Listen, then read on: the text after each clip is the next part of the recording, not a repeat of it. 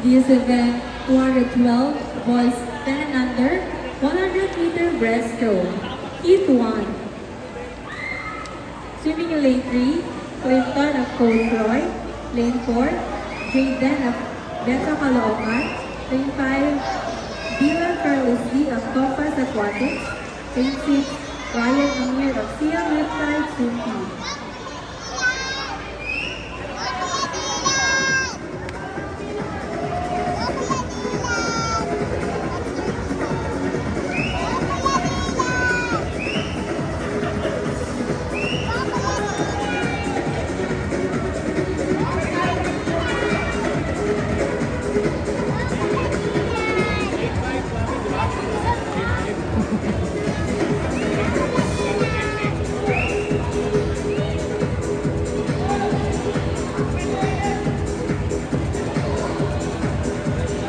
Swimmers for event 213 and 214, please proceed to the ready bench now.